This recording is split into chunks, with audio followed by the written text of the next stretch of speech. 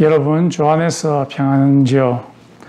미국에서는 코로나 바이러스가 10만 명 이상의 사람들을 죽여놓았습니다. 저는 이것이 하나님의 심판인지 아니면 하나님의 그의 백성을 향한 훈련인지 정확하게 알지 못합니다. 하지만 정확하게 알 수 있는 것은 이것으로 말미암아 많은 사람들이 고통스러워하고 우울해하고 힘들어한다는 것입니다. 지금 우리들이 예배를 통해서 하나님께 구할 것은 하나님 아버지, 이 정도면 되었으니까 하나님 아버지 이 코로나 바이러스를 좀 거두어 주십시오 하는 것일 것입니다. 이 예배를 통해서 하나님께 부르짖읍시다. 하나님께 외칩시다. 이 코로나 바이러스를 이제 좀 멈춰달라고요. 이제 하나님의 예배를 시작하도록 하겠습니다. 예배로의 부름입니다.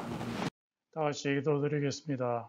하나님 아버지께서 우리를 이 세상에 두신 목적은 하나님 아버지를 예배하도록 하기 위함입니다. 하나님 아버지, 이 시간 성령께서 역사하여 주시고 임재하여 주셔서 예배가 예배되게 하여 주시옵소서. 하나님의 이름이 높아지는 시간이 되게 하여 주시옵시고 성령의 임재로 말미암아 우리들이 하나님께 순종하는 일이 여기저기에서 일어날 수 있도록 도와주시옵시고 코로나 바이러스로 인해서 마음이 우울한 가운데 있습니다. 하나님 아버지, 성령께서 임재하여 주셔서 우리의 마음에 기쁨의 샘물을 터뜨려 주시옵소서. 예수님의 이름으로 기도드렸습니다. 아멘. 다 같이 찬양 드리겠습니다. 주님의 성령 지금 이곳에.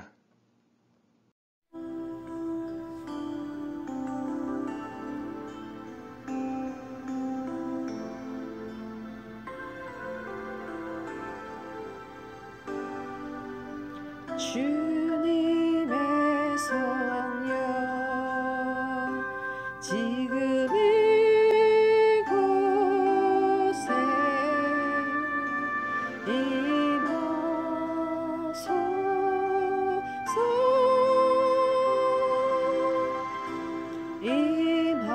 임하소서 주님의 성령 지금 이곳에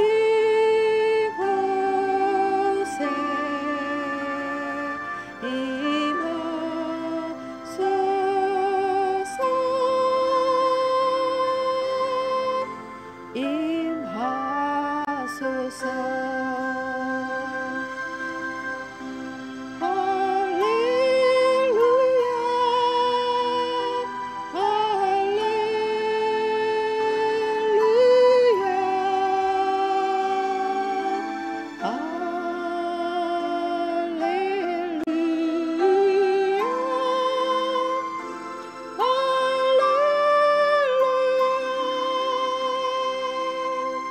거룩한 성령 지금 이곳에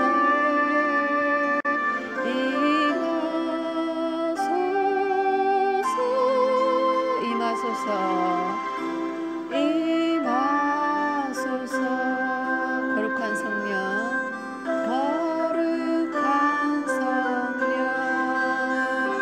지금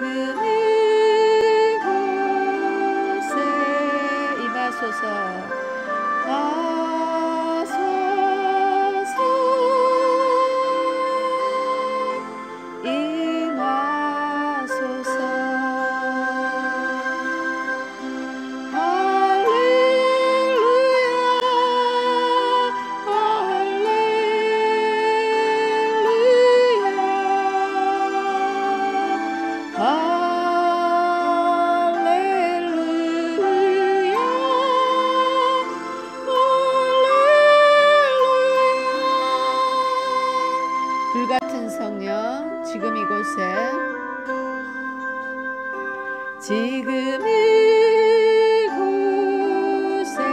임하소서 임하소서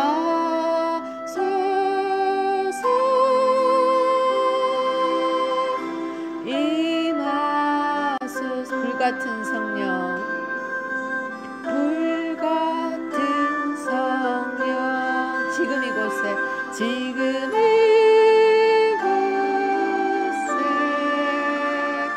임하소서,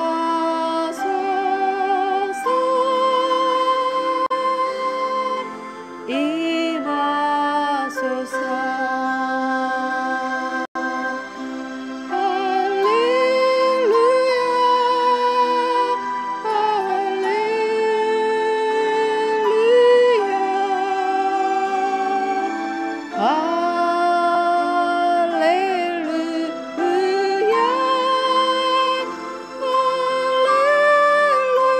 은혜의 성령, 은혜의 성령, 지금 이곳에, 지금 이곳에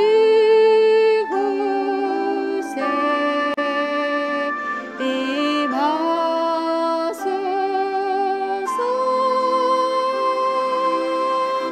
임하소서.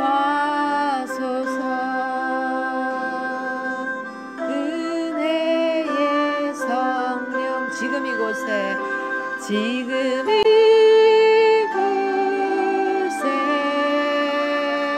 임하소서,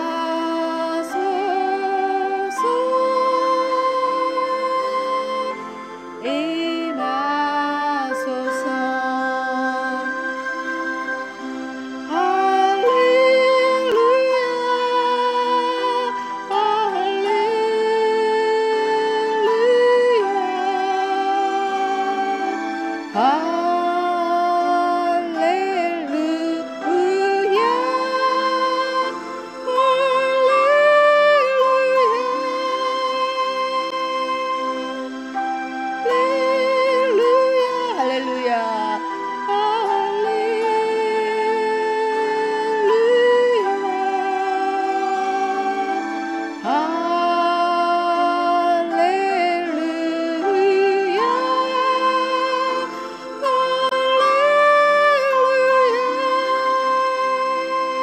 아멘.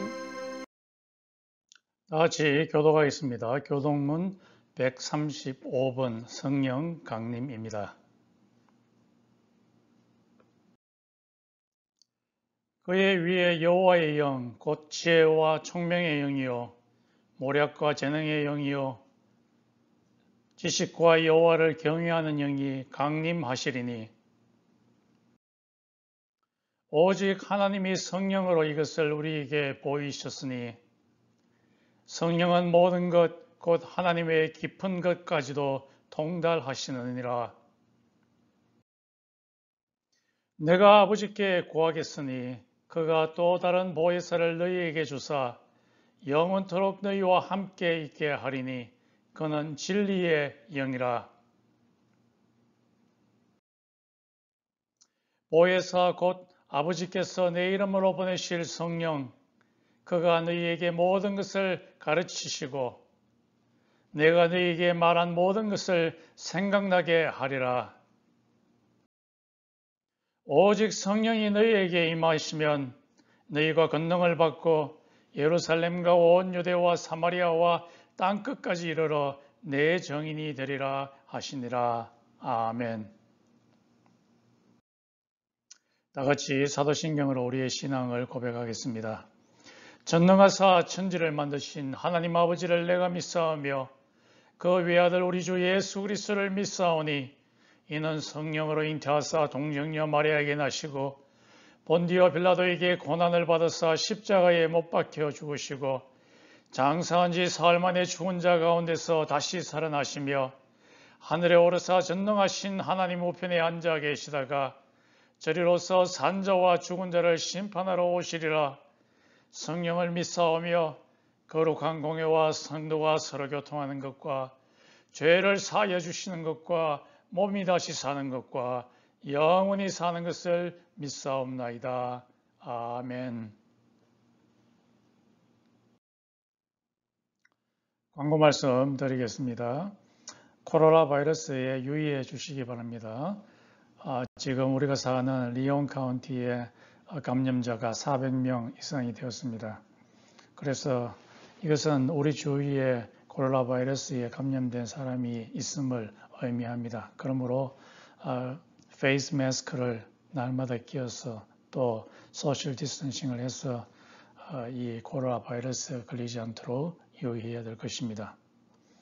그리고 이 앱의 처소에 대해서는 다음 주에 제가 광고를 다시 하도록 해드리겠습니다. 오늘 설교 본문은 레위기 23장과 출애굽기 19장 16절에서 20절과 사도행전 2장 1절에서 4절 말씀입니다. 제가 봉독해 드리겠습니다. 레위기 23장 15절에서 16절 말씀입니다. 안식일 이튿날 곧 너희가 여호제로 단을 가져온 날부터 세워서 7안식일의 수요를 채우고 제7 안식일 이튿날까지 합 50일을 계수하여 새 소제를 여호와께 드리되. 출애굽기 19장 16절에서 17절 말씀 봉독해 드리겠습니다.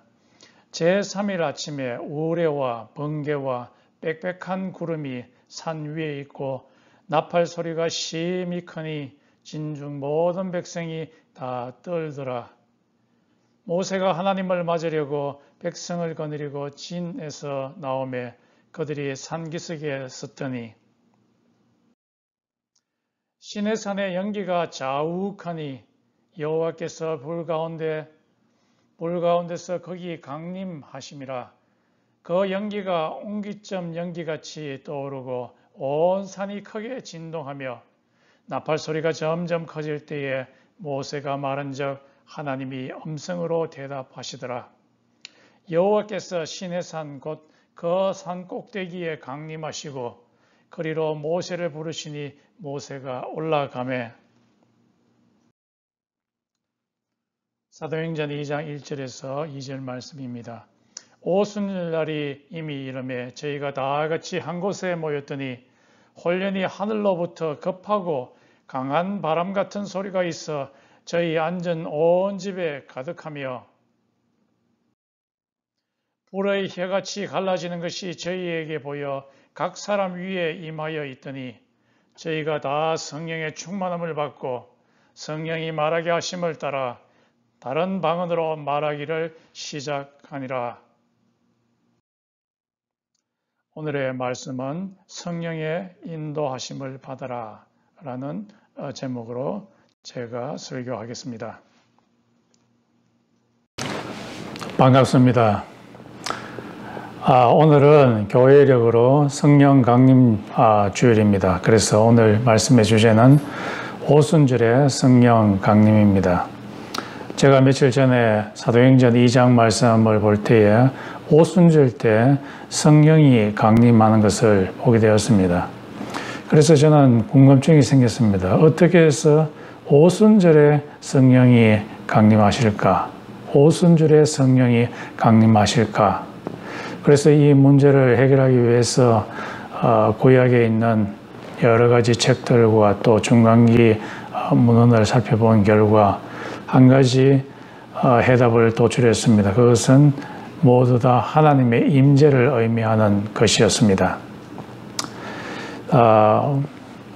레위기 23장에 보면은 오순절에 대한 절기가 있는데 그 절기가 의미하는 것이 하나님의 임재에 대한 것이고 그것과 연관되어 있는 시내산에서 하나님의 임재, 그래서 십계명을 주는 그 임재와 또 사도행전 2장에 있는 마가의 다락방에서의 그 임재는 하나의 연결고리가 있었던 것이었습니다. 그래서 이 마지막에 있는 그 마가의 다락방에서의 성령의 임재는 성령으로 말미암아 사람들로 하여금 성령의 음성에 따라서 행동하게 하고 또 이 성령의 음성에 따라서 행동하게 될 때 결국에는 예수의 부활에 이르게 되는 것을 신약 성경이 보여주는 것을 보게 됐습니다. 그러므로 이 오순절 성령 사건이 우리에게 보여주는 것은 우리들이 성령, 우리의 마음속에 찾아온 그 성령의 말씀에 순종하고, 그래서 죄의 길을 멀리하고 해서 결국에 하나님께서 다시 오시게 될 때 우리의 몸이 예수의 몸과 같이 변화되는 그런 일이 일어나게 될 것이라는 것입니다. 그래서 현재 우리의 삶은 성령께 순종하는 삶을 살아야 한다는 것입니다. 이 오순절이라는 말이 최고 처음으로 등장하는 것이 출애굽기와 레위기에 있는데, 특히 레위기 23장 15절에서 22절에 있습니다. 이 오순절의 의미는 하나님께서 이스라엘에게 임재하셔서 이스라엘 백성들에게 그들이 먹을 수 있는 곡물 주신 것, 이것에 대한 감사의 의미가, 감사 예배의 의미가 바로 오순절이라는 것입니다. 이 오순절은 유월절과 무교절과 그리고 초실절, 이 세 개의 절기가 동시에 같이 시작된 것과 같습니다.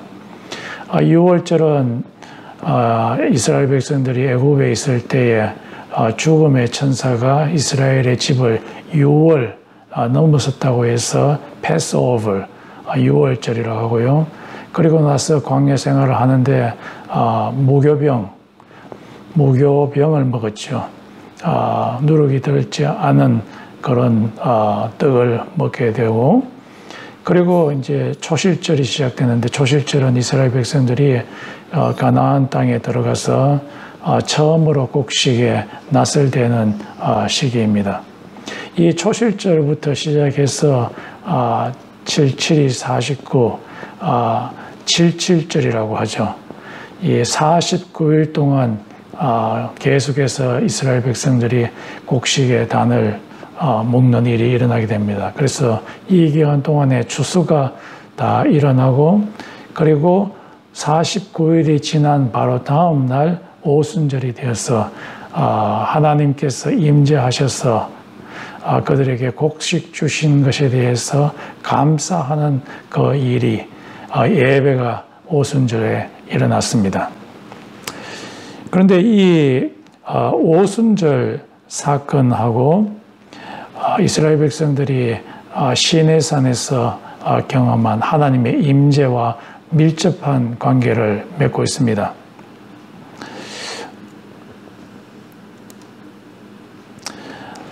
엑스더스 라빠라고 하는 유대 랍비들의 문헌에 보게 되면은 이 오순절과 시내산에서 하나님이 불꽃과 그리고 천둥 소리 같은 큰 소리 가운데 임재하는 것, 그래서 임재하셔서 이스라엘 백성들에게 십계명을 준 것과 깊은 관련이 있다고 이야기를 하고 있습니다.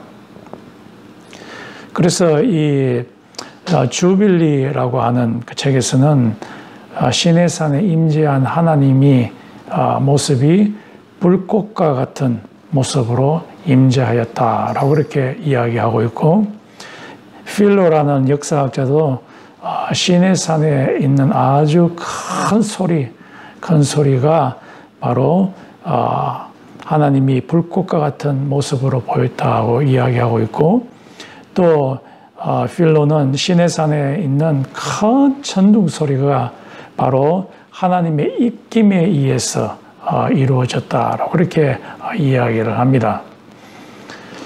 그래서 이 시내산에서의 하나님의 현현, 하나님의 임재, 하나님이 그의 백성 가운데 오심, 이것과 사도행전 2장에 있는 하나님의 현현, 성령의 오심과는 밀접한 관계를 맺고 있습니다. 오순절 마가의 다락방에서 성령께서 불꽃과 같은 모양으로 큰 바람 소리 가운데서 임재하게 되었는데, 이것은 시내산에서 하나님이 임재하실 때 불꽃과 같은 모양으로 임한 것 같고, 또 마가의 다락방에서 하나님의 임재하실 때 큰 바람 소리 같은 웅웅 거리는 소리가 났는데, 그것은 바로 시내산에서의 하나님의 소리가 큰 천둥 소리로 임했는 것과 같았습니다. 그래서 어떤 학자는 말하기를 마가의 다락방에서의 하나님의 임재는 바로 성령의 임재다라고 이렇게 말씀하고 있습니다. 성령이 마가의 다락방에 있는 120문도에게 임하게 되었을 때 이들이 난곳 방언으로 이야기를 하기 시작했습니다. 그 당시에 오순절 때는 약 70개국 이상 국가에서 유대교로 개종한 사람들과 유대교에 속한 사람들이 오순절 때 예루살렘에 와서 하나님께 예배를 드리게 되었는데, 이 사람들이 120문도가 그들의 국가 언어, 유대인들이 말하는 히브리어와 아람어와 다른 언어로 이 120문도가 설교하는 것을, 말하는 것을 듣게 되었습니다. 그래서 이들이 베드로와 또 120문도가 방언을 하는 것을 들었을 때 그들은 아주 명백하게 그 말을 이해할 수가 있었습니다. 왜냐하면 그들이 난곳 방언으로 이야기를 했기 때문입니다. 이것을 보게 될 때 복음이 옳게 전달되기 위해서는 언어가 극복이 되어야 된다. 랭귀지 베리어가 극복되어야 된다라는 것을 알 수 있습니다. 그래서 이 성령은 랭귀지 베리어를 극복해서 복음을 전하게 합니다. 그러므로 설교를 전하는 사람은 성령 충만함을 받아서 하나님의 말씀이 명확하게 들리도록 해야 할 것이고, 또 전도하는 사람들도 역시 전도하기 전에 성령의 충만함을 받아서 복음이 클리어하게 전달되도록 해야 할 것입니다. 또 이 성령님께서는 언어를 극복하게 하실 뿐만 아니라 다른 문화, 다른 사회적인 배경을 갖고 있는 사람들, 또 남녀 차이, 이런 차이들 을 모두 극복해서 복음이 전하게 합니다. 그러므로 다른 문화와 다른 언어와 그리고 다른 사회적 계층에 있는 사람들에게 복음이 전하기 위해서는, 전달되기 위해서는 성령의 충만함을 받는 것이 매우 매우 중요합니다.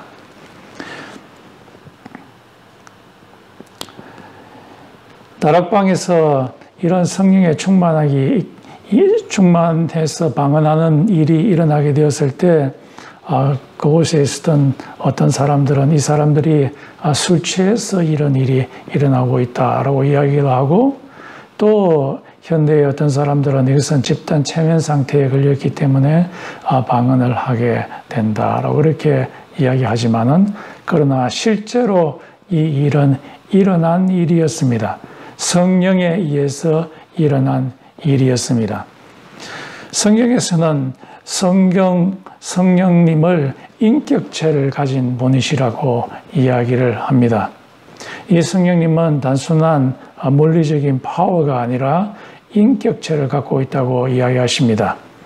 그래서 성경 여러 군데서 성령님께서는 친히 말로 증거하시고 말씀하시고 중보기도 하시고, 성령께서는 생각하시고 갈망하시고, 또 성도들 가운데 거주하시고 신자를 찾으시고 그들의 마음을 조사하시고 신자들을 가르치시고 또한 인도해 주는 자라고 이야기를 합니다.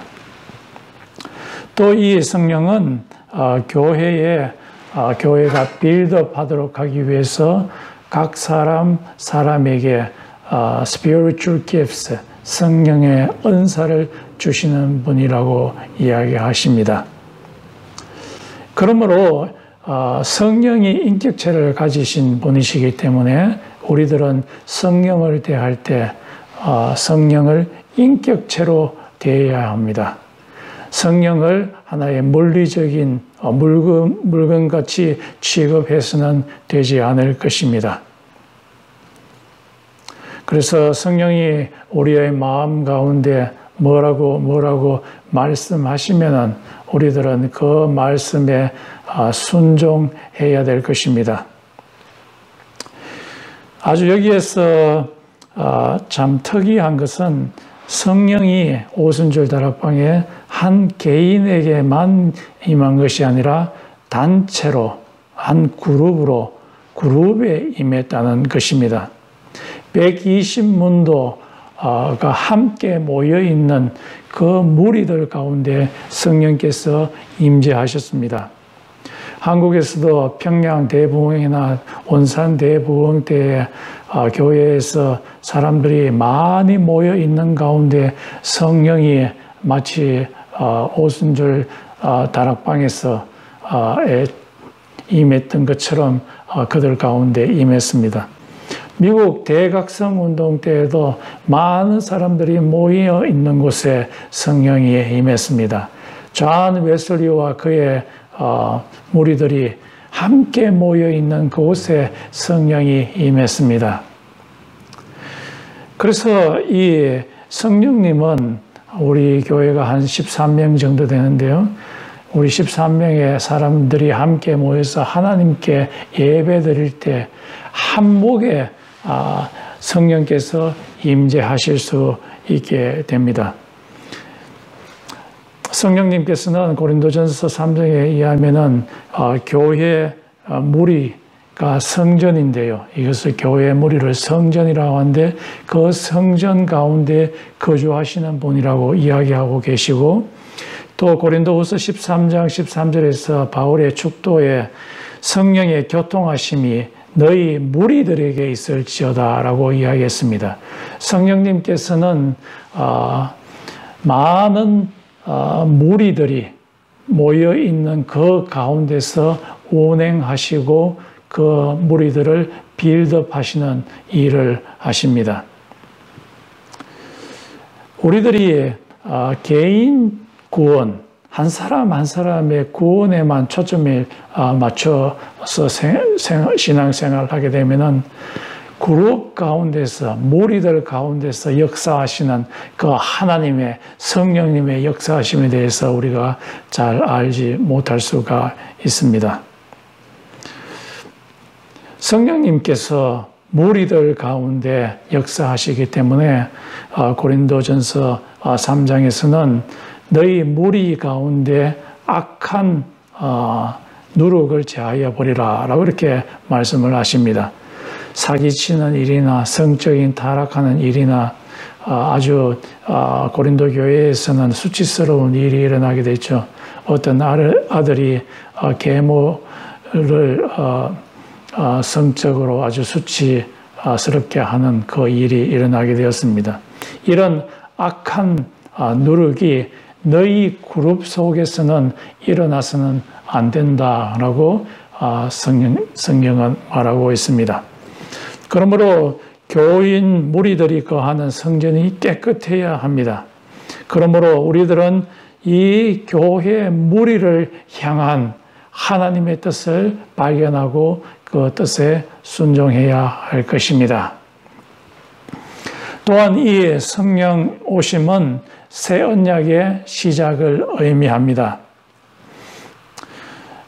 예레미야서 31장에 보면은 이스라엘 백성들의 마음이 돌과 같이 단단해서 하나님의 말씀이 아무리 들어와도 그 말씀에 순종하지 않게 되어서 하나님께서 그들을 버리게 되었다.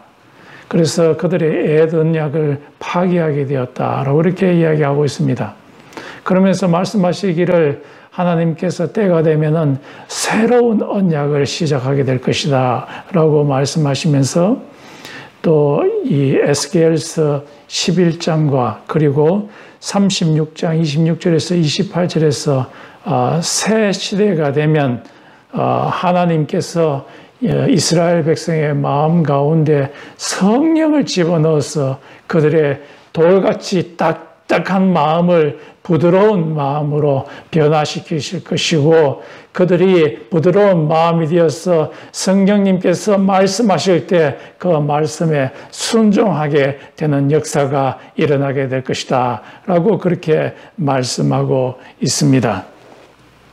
그래서 오순절 때 성령이 120문도에게 왔다는 것은 새로운 언약의 시작을 의미합니다. 성령께서 그들의 마음 가운데 임재하셔서 그들이 하나님의 음성, 성령의 음성을 듣고 그 음성에 순종하게 하는 그 신호탄이 된다는 것을 보여주고 있습니다.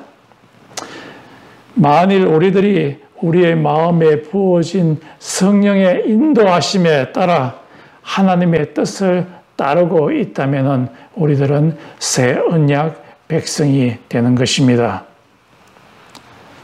또한 우리 속에 임한 이 성령은 우리의 마음에 성령의 열매를 생성시키십니다. 이 성령의 열매는 죄의 열매와 아주 반대되는 열매입니다.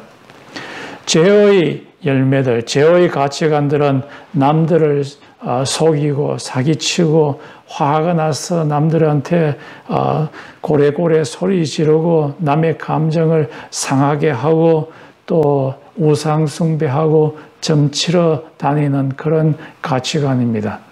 그런데 성령이 우리의 마음 가운데 임하면은 성령의 아름다운 열매가 일어나게 됩니다. 그 마음 속에 남을 사랑하는 마음이 생기고, 우리의 주위가 아무리 어렵다 할지라도 우리의 마음의 중심부에서 기쁨이 솟아나고 평강이 솟아나고 담대한 믿음이 생기고 절제할 수 있는 마음이 생기고 착한 마음이 생기고 겸손해지는 그런 역사가 일어나게 되는 것입니다. 그래서 이 성령이 우리의 마음 가운데서 역사하게 될 때, 현재 우리가 코로나 바이러스로 인해서 마음이 우울하게 되지만은, 그러나 이 성령이 우리의 마음의 중심부에서 기쁨을 솟아내기 때문에 이런 우울함 가운데서도 기쁨이 충만해질 수가 있습니다. 탈라시 와콜라 스프링스에 가면은 그 스프링스 밑바닥에 엄청난 물이, 하루에 굉장한 물이 밑에 바닥에서부터 위쪽으로 솟아올라서 그것이 강이 되어서 그곳에 있는 많은 나무들을 살리고 물고기들을 살리고 새들을 살리는 역사가 일어나게 됩니다. 이와 같이 성령께서 우리의 마음 가운데 샘이 되어서 끊임없이 솟아오르게 될 때 우리의 영혼의 가치관이 성령의 아름다운 열매와 같이 사랑과 평강과 희락과 오래 참음과 절제와 양성과 자비와 절제와 같은 이런 물들이 엄청나게 솟아오르게 되는 것입니다. 그러므로 우리들이 이 세상에서 해야 할 일은 성령의 샘물을 막는 일을 해서는 되지 않을 것입니다. 성령께서는 우리로 하여금 죄와 싸워서 이겨야 하는 그 일을 하신다고 성경에서는 말씀하십니다. 우리의 마음 가운데서는 죄의 소욕, 죄의 desire, 죄를 짓고자 하는 디자이어이 엄청나게 일어나고 있다고 이야기하고 있습니다. 그와 동시에 예수를 믿고 성령이 들어온 이 사람은 이 성령이 죄의 소욕과 싸워서 이기게 한다라고 그렇게 말씀하고 있습니다. 그래서 성경은 갈라디아서에서 말씀하시기를 성령을 따라 걸어라. 그러면은 육체의 욕심을 이루지 못하리라고 말씀하시고 있고, 또 로마서 8장 13절에서는 성령으로 육체의 행위들을, 육신의 행위들을 죽여버리라, 몰티파이 하라, 그렇게 말씀하시고 있고, 그리고 갈라디아서 5장 18절에서는 바로 성령이 육신의 소욕을 없애버리고 이기게 하신다라고 이렇게 말씀하십니다. 우리 속에서 하나님이 싫어하시는 죄의 그 물결이 계속해서 올라올 때 이것을 이길 수 있는 두 가지 요인은, 첫 번째는 우리의 결심입니다. 나는 죄를 짓지 않겠다 하는 그 결심입니다. 그런데 우리의 결심만으로서 이 죄를 이길 수는 없습니다. 죄를 이기기 위해서는 결정적인 요인이 필요한데 그것은 바로 성령의 역사하심입니다. 그래서 조지 오웬이라고 하는 사람은 우리 속에 있는 죄의 파워를 몰티파이 하기 위해서는 성령님이 반드시 필요하다라고 그렇게 말씀하고 있습니다. 성령이 우리의 마음 가운데 강력하게 임하게 될 때 우리들의 마음 속에서 죄가 다미네이트 하지 못합니다. 우리가 죄에 넘어가지 않게 됩니다. 왜냐하면 우리 속에 있는 성령이 강력하게 일하기 때문입니다. 그래서 우리의 마음 가운데 죄를 짓고자 하는 마음이 생길 때 성령님께서 말씀하십니다. 거짓 그만두라. 공동체를 파괴하는 일을 멈추라. 성적 범죄를 멈추라. 우상 숭배를 멈추라. 점쟁이 찾아가는 일을 멈추라. 하루 종일 드라마 보는 일을 멈추라. 이렇게 알려주실 때 성령께서 우리의 마음 가운데 역사하시고 우리가 이것을 막겠다라고 결심하게 될 때 이 죄가 멈춰서게 됩니다. 왜냐하면 성령께서 죄를 이길 수 있는 그 힘을 우리에게 주시기 때문입니다. 성령이 없을 때는 우리는 죄가 우리에게 시키는 대로 마음대로 움직이게 되었지만은, 죄의 소욕을 따라갈 수밖에 없었지만은, 성령께서 우리의 마음 가운데 역사하시고 우리의 마음이 그것을 결심하게 되면 죄의 일을 끊을 수가 있게 됩니다. 그래서 우리들은 이 세상 살 동안에 우리 속에 있는 성령을 슬프게 해서는 아니 되고 성령을 소멸시켜서는 안 됩니다. 왜 그러냐 하니까 성령님께서는 인격체를 갖고 계신 분이어서 우리가 성령을 아프게 하면 그분은 슬퍼하시는 자이기 때문입니다. 에베소서 4장 32절에 우리가 다른 사람의 감정에 깊은 상처를 주는 그 말을 하게 될 때 그 사람에게 은혜를 끼치는 말이 아니라 깊은 상처를 주는 말을 하게 될 때 그 사람을 돕고 또 그 사람을 세우는 말이 아니라 깊은 상처를 주는 그 말이 우리의 입에서 나오게 될 때 성령님께서는 슬퍼하신다고 말씀하십니다. 우리가 공동체 파괴하는 그 일을 하게 될 때, 이간질하는 일을 하게 되고 질투하는 일을 하게 될 때 성령님께서는 슬퍼하신다고 이야기하고 있습니다.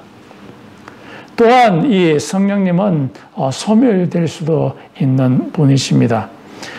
소멸시킨다는 말은 suppress, 억누른다는 말도 됩니다. 그래서 성령을 억누르다, 성령께서 역사하시려고 하는데 성령의 일이 일어나지 않도록 suppress하는 그 일이 일어나기도 하고 성령을 꺼버리기도 합니다. 성령께서 우리의 마음 가운데서 불같이 일어나서 성령의 음성에 들어서 일을 하려고 하는데, 그런데 이 성령의 불을 고의적으로 꺼버릴 수가 있는 것입니다. 언제 그 일이 일어나게 되냐 하면은 5장 19절에 말씀하시기를 하나님께서 주시는 그 예언의 말씀을 멸시치 말라. 이 멸시하는 것이 바로 성령의 불을 꺼버리는 것이다 라고 그렇게 말씀하십니다. 여기서 예언의 말씀이라는 것은 바로 강단에 선 목회자의 이 설교 말씀과 같습니다. 이 설교 말씀은 성도들로 하여금 그 마음속에서 성령께서 역사하시도록 성령이 불과 같이 일어나서 하나님의 말씀에 따라서 순종하며 일어나도록 그렇게 하는 그 말씀인데, 그 말씀 시시한 것으로, 하찮은 것으로 멸시하게 되면은 그것이 바로 성령을 소멸하는 것이고 성령을 스프레서하는 것입니다. 마치 이와 같습니다. 제가 오래전에 캠핑을 갈 때에 사과나무를 장작을 샀어요. 그리고 이 사과나무에다가 불을 붙였을 때 아주 파란 불이 올라오면서 불꽃이 막 올라갔습니다. 그런데 얼마 지나지 않아서 하늘에서 비가 내리기 시작했어요. 그랬더니만 그렇게 팔팔 피어오르던 그 불꽃이 순식간에 꺼져버리는 것을 보게 되었습니다. 하나님의 말씀이, 성령이 우리 속에서 역사하게 되는데 그 말씀을 끄게 버리면은, 무시해 버리게 되면은 그것이 바로 이 성령을 소멸시키는 일이 됩니다. 성령께서 우리 속에 들어왔는데, 그것이 성령이 우리 속에서 역사하시는데 그것을 꺼버리지 않도록 우리가 조심합시다. 또 이 성령님께서는 우리로 하여금 복음을 담대하게 전할 수 있는 능력을 주십니다. 제자들이 다락방에서 한참을 기다린 후에, 며칠을 기다렸을 때에 성령께서 그들의 머리 위에 불꽃과 같은 모양으로 아주 큰 바람 소리처럼 그들의 머리 위에 임하게 되었을 때 그들은 클리어하게, 명확하게 하나님의 복음을 사람들한테 전할 수가 있게 되었습니다. 이것은 마치 세례 요한의 아버지 제클라이아가 성전에 들어가서 천사의 말을 믿지 아니하게 되었을 때 그가 더 이상 말을 할 수가 없게 되었습니다. 몇 달을 말을 할 수 없게 되었는데 그에게 성령이 임하게 되었을 때 그가 분명하게 무슨 일이 일어났는지 클리어하게 말할 수 있게 된 것과 같습니다.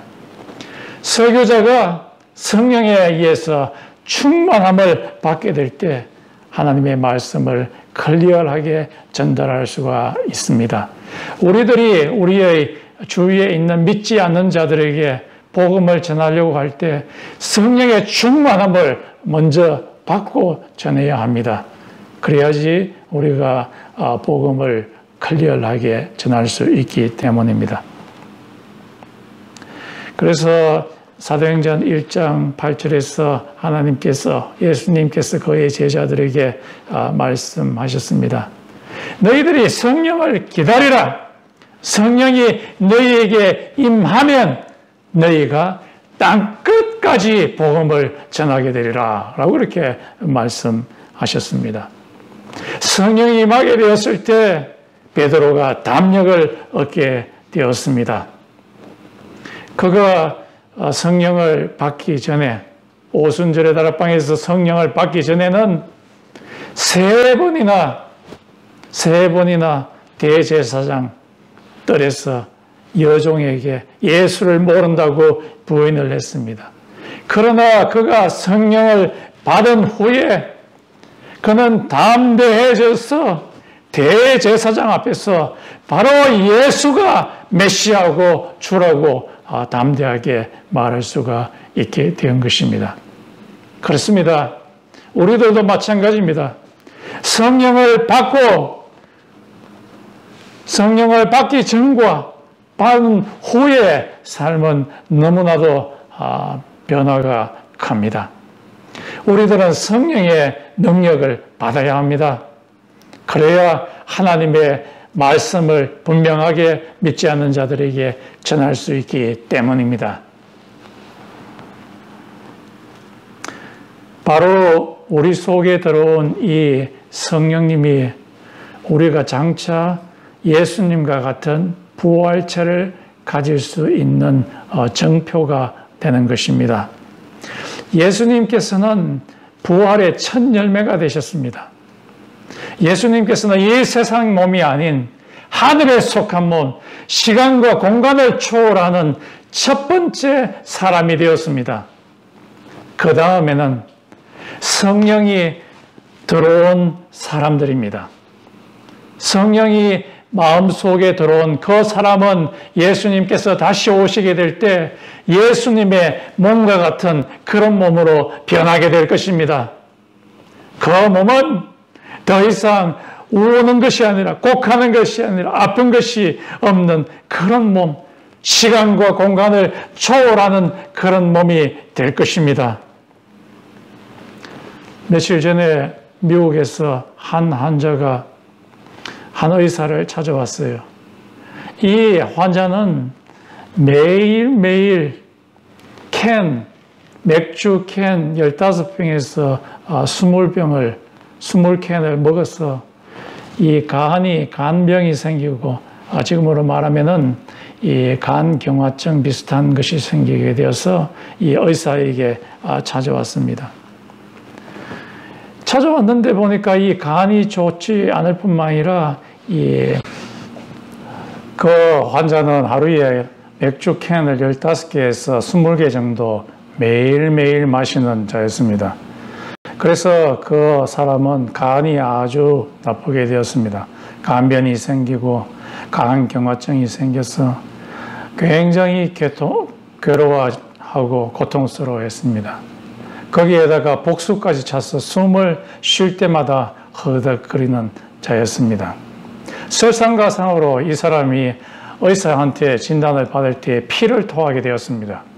그래서 그 의사가 그 환자가 입원했을 때 찍은 사진하고 그리고 피를 토한 후에 사진을 찍고 이 두 사진을 비교해 보았더니 두 번째 사진에서 코로나 바이러스가 발견되었습니다.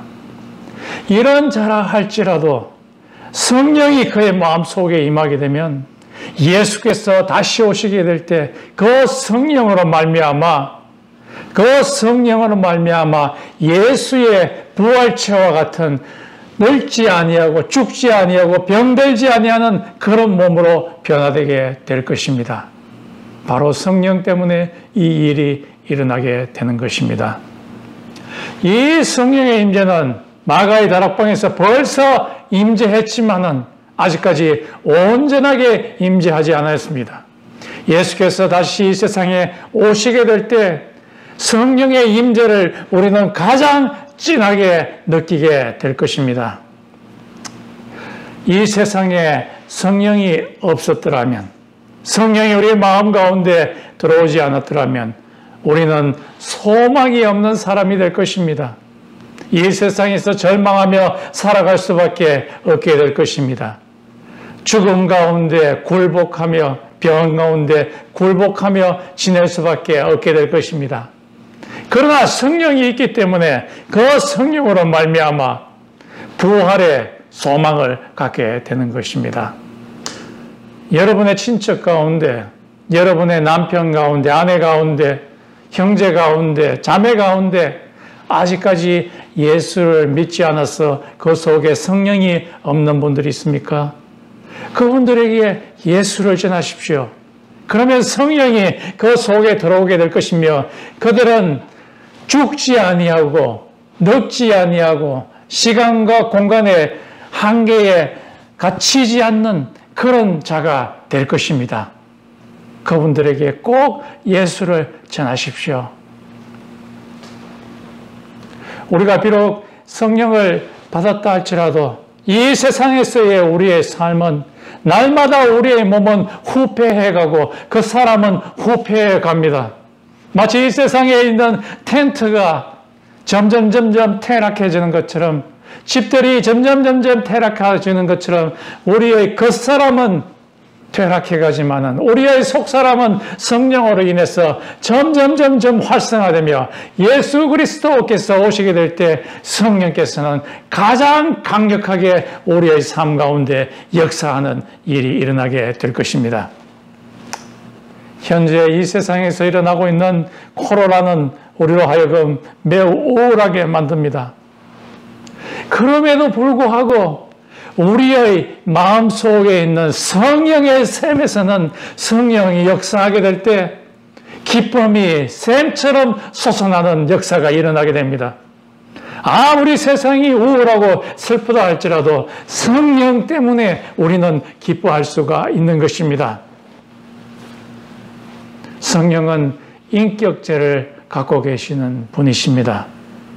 그분을 슬프게 하지 맙시다.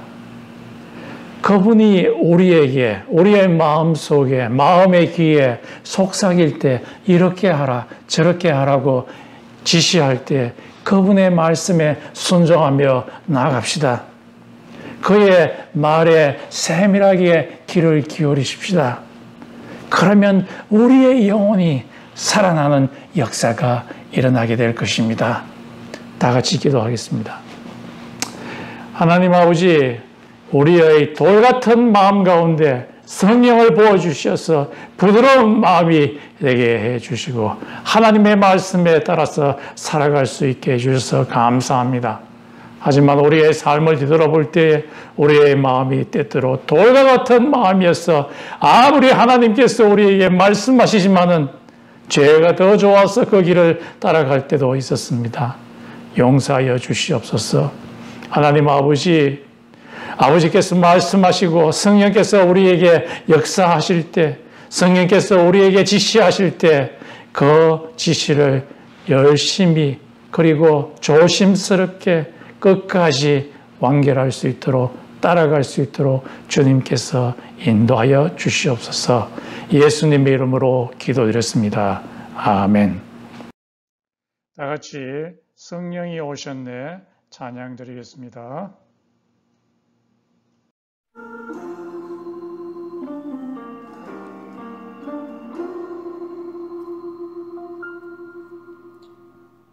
허무한 시절 지날 때 깊은 한숨 내쉴 때 그런 풍경 보시며 단식하는 분 있네.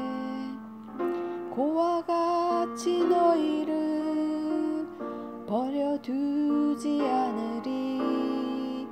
내가 너희와 영원히 함께 하리라. 성령이 오셨네. 성령이 오셨네. 내 주에 보내신 성령이 오셨네. 우리 인생 가운데 친히 찾아오셔서 그 나라 꿈꾸게 하시네. 억눌린 자 갇힌 자, 억눌린 자 갇힌 자, 자유함이 없는 자, 피난처가 되시는 성령님 계시네. 주의 영이 계신 곳에 잠자유가 있다네. 진리의 영이신 성령이 오셨네. 성령이 오셨네. 성령이 오셨네. 내 주에 보내신 성령이 오셨네. 우리 인생 가운데 친히 찾아오셔서 그 나라 꿈꾸게 하시네.